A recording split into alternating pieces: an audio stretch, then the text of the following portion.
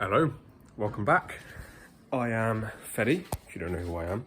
I'm on a mission basically to help as many dental practices, well, as many dentists work with as many patients as possible, just because my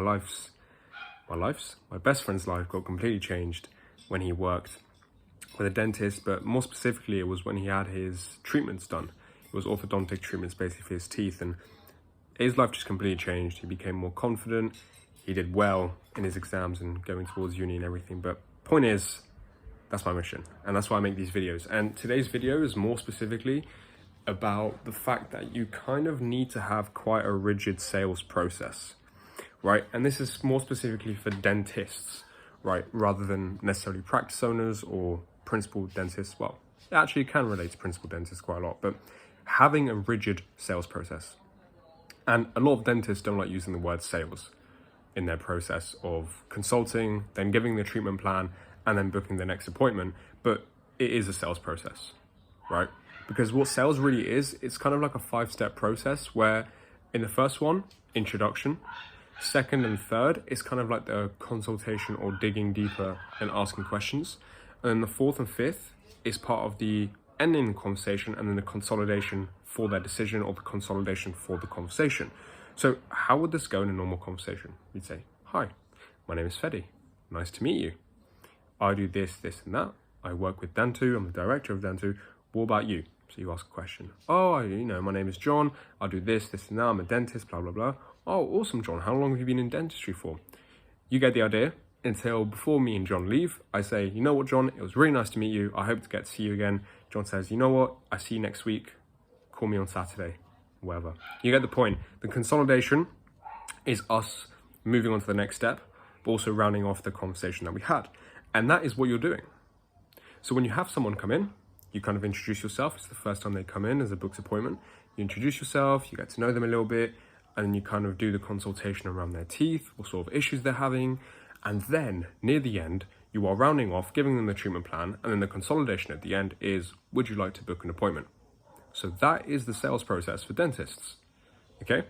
So this conversation / sales process needs to be rigid in the sense that at the last part, in the consolidation part, there needs to be a way for you to get a yes or no, right? A yes or no answer for the booked appointment, for the treatment, right? Starting the treatment. You have to get a yes or no. And you know why. You've had maybes. You've had people leave the door with yourself believing that, you know what, they're going to book, it's all good, but they don't book. And you're left confused as to what you've done wrong and what you could have done better. But the truth is, the only thing you could have done better isn't your whole process of trying to help them and giving them the right treatment plan. It is literally, at the end, asking a question that gets them to say yes or that gets them to say no. So that question is this. Are you ready for it? The way I like to phrase it, right, and I got from one of my mentors is, you say, okay, John, so I guess the magic question is, when would you like to move forward, right? Or so I guess the magic question is, when would you like to get started? That way, John is giving you a yes or no answer to the fact that you're giving him the treatment plan and whether or not he wants to move forward with the treatment. So at this point, John is either going to say yes, or John is going to say no. We want a binary answer because getting a maybe is just a headache. Once you get the binary answer, that's when you can handle objections as well. Once you get a no, you can ask, okay, John, I completely understand, to be honest. I mean, if you used to see how I used to be a big headache for dentists, John. I wouldn't want to move forward with the treatment at all until I knew every detail.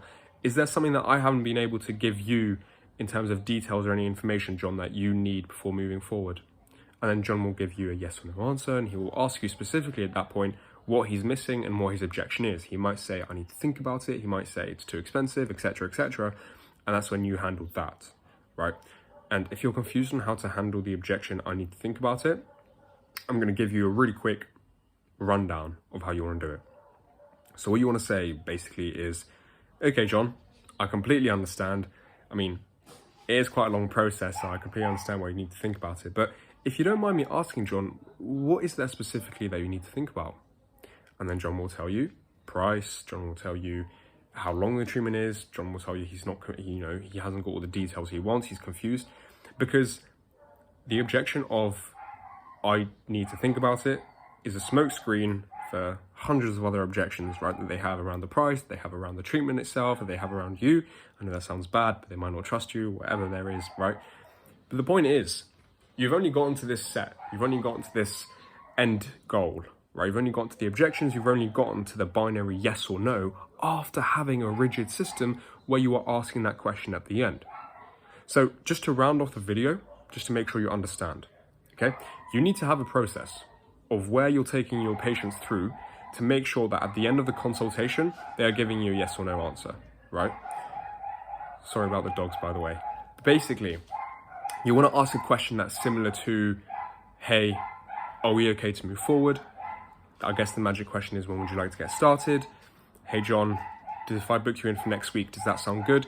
Anything that puts you and John in the same boat, that's moving towards a destination, right? Weird metaphor, but you get the point. That is what's going to move things forward.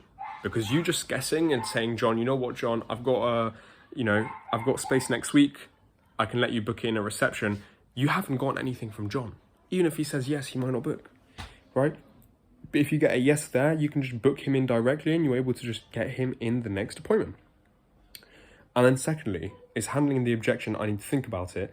That's knowing that they don't actually have anything to think about other than an actual objection that they have, which might be around price, which might be around, the details, etc. of the consultation and the treatment itself. That's it. That's literally it. If you need any help, by the way, feel free to reach out to me on LinkedIn.